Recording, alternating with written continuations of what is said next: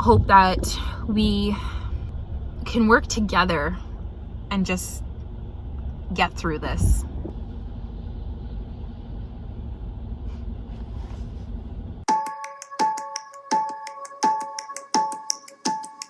It is raining, and I can guarantee you when I get out of this car, there's going to be a lineup, and that is still 45 minutes before the clinic actually opens for patients. And I can only imagine how long they've been waiting here even before I've arrived. The clinic that we're in right now is a new location from where we previously were. This clinic is not the most ideal spot, and my biggest complaint, but I mean really it's a worry for the patients, is just how much people are standing outside. And specifically on days like today where we have bad weather outside, I can only imagine how much more challenging it's going to be with the cold weather coming. I do live in Canada. We get not friendly winters here. Anyway, so I have got to go in, so I'm going to put my script cap on. I made this one. So we've put up tents outside to help with some of the weather, but clearly like that's not enough for anybody. You can see there's already a lineup out here, and there's a bunch of people inside of the tent.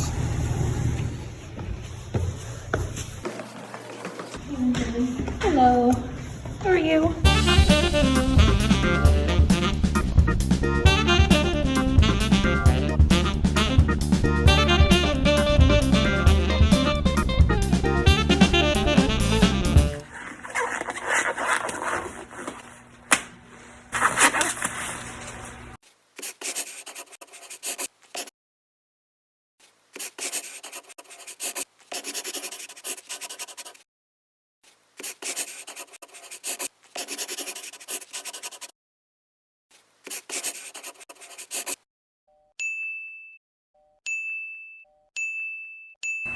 Going home right now. Our clinic closes at 4 o'clock. We are scheduled to stay there till 4:30 to finish up with whatever patients came in last minute, any paperwork, cleanup, prepping for the day tomorrow. We usually have 6 nurses on, 3 to 4 doctors at any given point, and 3 ward clerks. Recently we've upstaffed to 4, and then we have 1 runner. Overall, today was a good day. We had 265 people come through our clinic today, and that's pretty decent for it being a Saturday, a shorter day, 2 for the weather. The clinic that I work in performs in the top 5% of the province. 2 months back, before our cases started spiking again, we would have seen maybe 400 people on a really busy day. The 400 people that we seen in the one day would have been equivalent to what other clinics in different areas in the province were seeing in an entire month.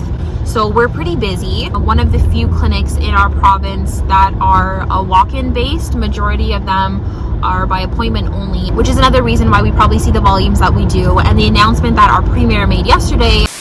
Today, we're announcing new changes to help the assessment centers get ready for the winter. Starting Tuesday, October the 6th, all assessment centers will be moving to appointment-based testing only. Beginning Sunday, October the 4th, assessment centers will not be accepting walk-ins.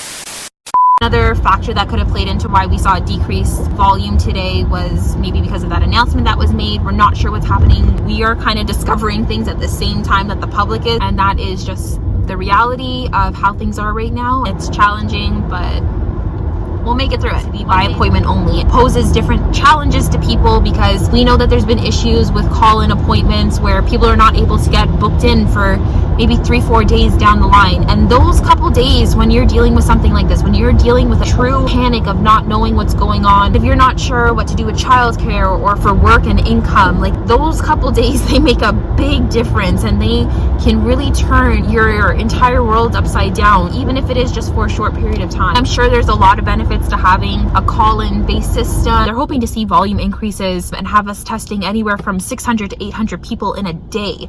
And that's fine. We can do as much testing as we want. But the issue that we run into now is if you don't have the lab infrastructure to back it up, you could do 10 tests, but if you're only able to pump out 2 results for every 10 tests that are done, that's not helping anybody.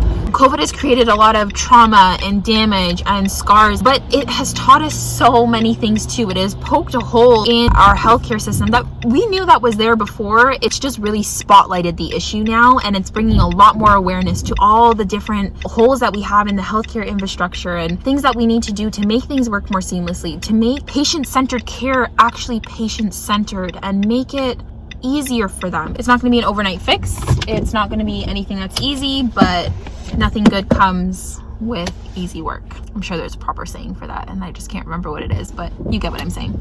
I just got home. I'm going to go shower, change out of my scrubs, and go do some studying for school. It is 8:20 something in the morning. My shift starts for 8:30. I'm running a little bit behind today. It's gonna be the first day that I've been back to work since our premiers made the announcement. I'm not sure how this is all gonna play out right now. I haven't been there since my last shift on Sunday. One of the big concerns that I have is just the availability of the testing centers to all of our populations. Like, I know that we have people come from all over different cities. A lot of our older population that needs to come in. We have a lot of people who English is not their first language. I can't imagine how this is going to play out for them, especially if it's automated, like robotic. I can't stand automated centers. I'm one of those crazy people that just like click 0 until I speak to a human. My hair is something else. I wear scrub caps now, whereas working on the medicine floor wasn't really common for nurses to wear scrub caps, not like the OR or anything. This is another one that I made with a silk lining on the inside. So it's nice that I can kind of just have crazy hair days like today and just cover it up, which is good. Hopefully today's a good day. I'm sure it will be. Like, when you've got a good team with you, it makes a huge difference. And this is the first day I'm getting here and I don't see a lineup outside.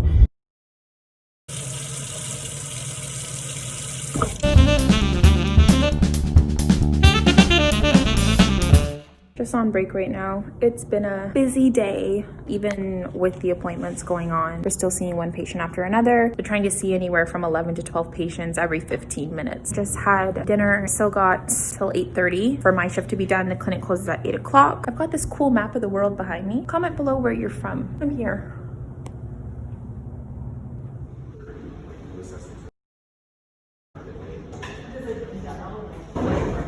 Have a good night, ladies.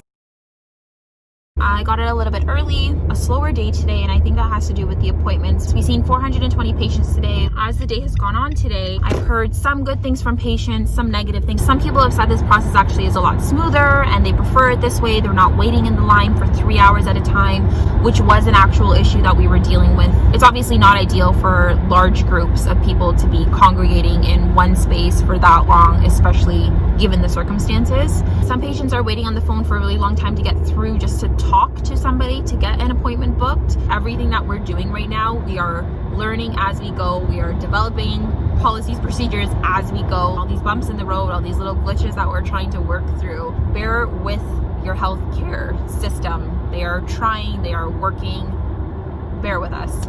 Overall, today was a really great day. It's nice when you can work with a good team of people and everyone can kind of keep things lighthearted. And we have a couple schools right now that are in outbreak. We knew this was going to happen when we opened up the schools. When we entered into stage 3, the school year was going to bring about new cases. We were fully aware of that. We've been preparing for that since our school closures back in March. For myself as a healthcare provider, I opted to send my daughter into school. All of these guidelines that we've been preaching to everybody for months and months and months, it means something, guys. Like, it really means something. Follow your public health guidelines. They're there for a reason. Morning. It was weird to arrive yesterday in the morning and not see a lineup. I can't remember the last time I have not seen a lineup outside of the assessment center. We were short-staffed yesterday. It's like a thing in healthcare. We're just kind of used to working short, especially amongst your nursing staff who are very overworked and nonetheless still come in to do their job every day. Typically, the weekend after a long weekend or after a holiday, we've been seeing increases in numbers. However, with us doing the call-based system now, I'm not sure.